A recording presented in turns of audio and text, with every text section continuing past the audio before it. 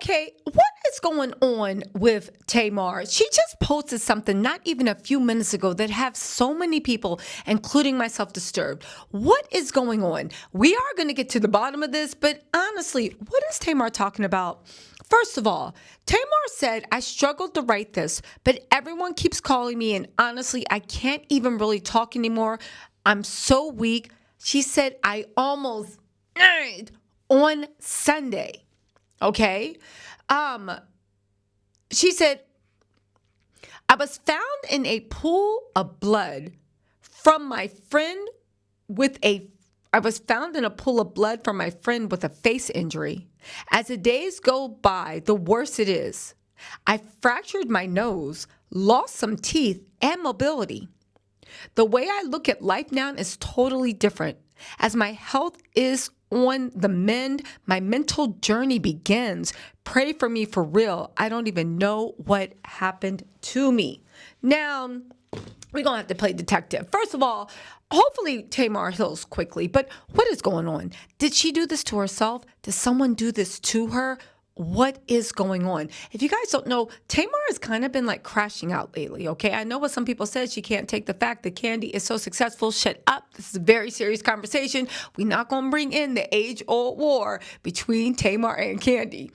But prior to that, y'all remember when Tamar got on the internet and without being the spokesperson, without getting any type of sponcon, she let us know that not only was she on prep, but she was smarter than the other girls that weren't on prep. And then she was talking about, imagine you signing an NDA, which it made me believe that she was messing with someone that wanted her to sign an NDA and was so out in the streets that he had that mofo on prep. And I said, listen, be on prep, be safe. I don't care what you do, right?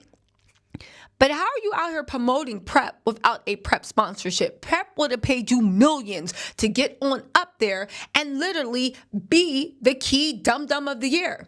All right, so that happened, okay? But, okay, so let's see. You're found in a pool of blood.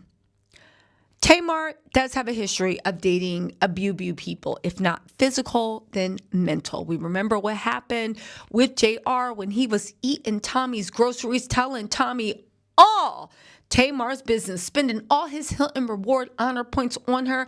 And Tamar was like, my man, my man, my man, only for that man to play the mess out of her and use her credit card to rent a room to be with another woman. Yeah, go watch old videos if you don't know what I'm talking about. Okay. So my first question is, because we got to play, because Tamar is releasing this information to the world, so I want to know, did someone do this to you? Did someone do this to you? A fractured nose makes me think it was, right? Waking up in a pool of blood. They hit her so hard, she woke up, she didn't know what was going on. She literally lost memory. Her health is on the mend, which means her face and stuff is on the mend. Missing teeth. She has to go to the dentist, all this other stuff. Her health is on the mend, and now it's time for her mental. Did a man do this to her? If they did, we need to ride at dawn. Yes, Tamar is a dum-dum, just like Khloe Kardashian, but she's our dum-dum. How effing dare you? But then I started to think about it. I'm going to take y'all to a little sad blast from the past, because I said, what if and let's not forget when she was with JR and her car got robbed and JR didn't care and said she was out of her mind. Anyway, the second thing is, did Tamar do this to herself? I'm being dead serious, because I remember when things were going bad with that boy she was with, David, that little scammer, or I don't know if he was a scammer, but he appeared to be a scammer, and she tried to take her own. If you try to take your own through pill or whatever, and then you wake up, maybe you just passed out and you fell flat on your face, and that's where the missing teeth and the fractured nose is. Listen to this, right? Y'all remember, this was in 2020. Tamar was getting honest about her suicide attempt and how she was just barely sliding by. She was on Taraji P. Henson's Facebook Watch show. I took notes, and we're going to go through them, okay? She was hospitalized in July after being found unconscious Again, she said her friend found her unconscious too. After being found unconscious by her partner, David Adefeso, at the Ritz-Carlton residence in Los Angeles and was later transferred to a mental health facility. Tamar did say she's fixing her health and now she has to fix her mental. She said, I just felt choked because it was no escape. I just didn't see another way out. I wanted to, and everything was going wrong. She explained some of the aspects of her life that she felt weren't going right. She said, I had no relationship with my family. Is Tamar tight with her family again? Again, I was estranged from my sisters, including my mother. My relationship with my fiance at the time was out of control. I saw no signs of nothing.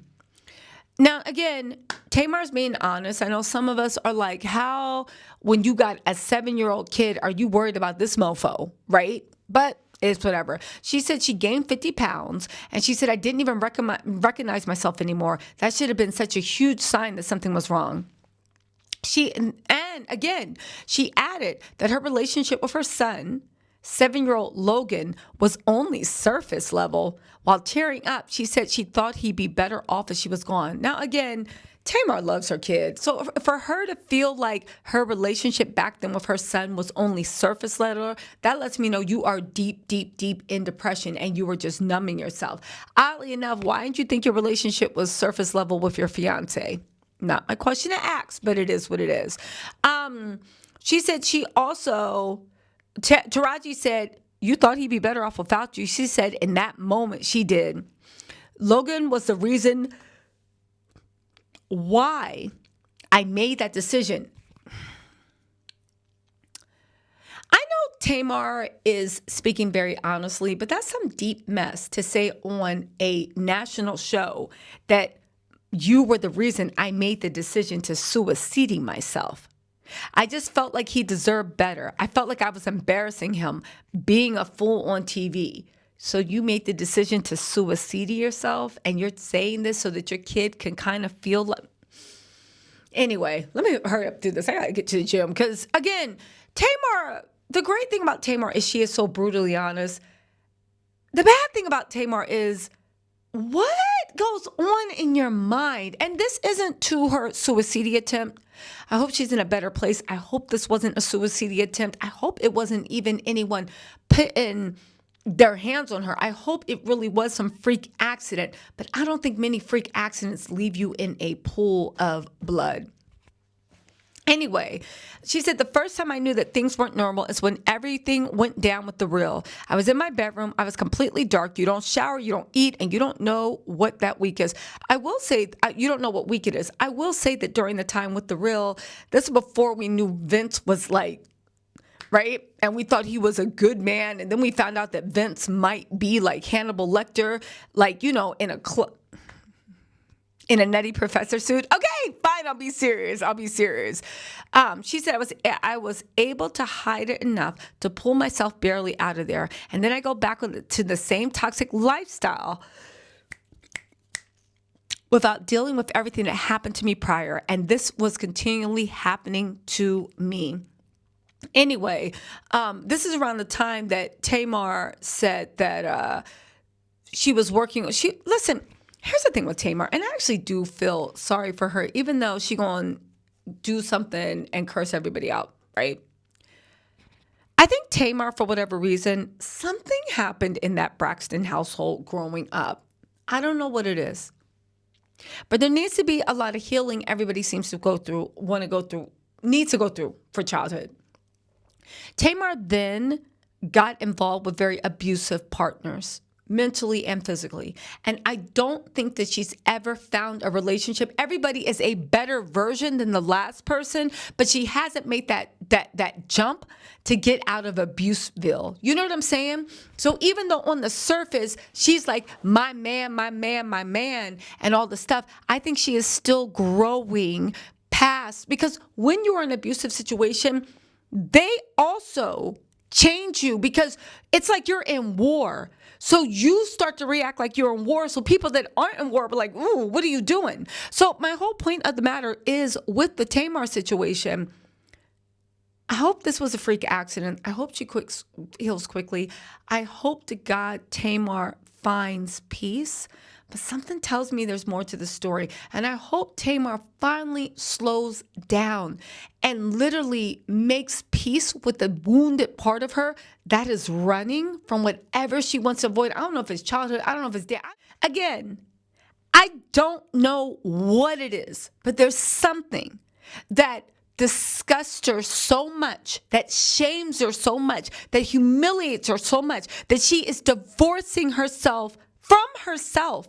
And she is a stranger to herself. And it keeps attracting men that see that she is divorced from herself because she is, I don't know what it is, fearful, shamed, embarrassed, whatever it is.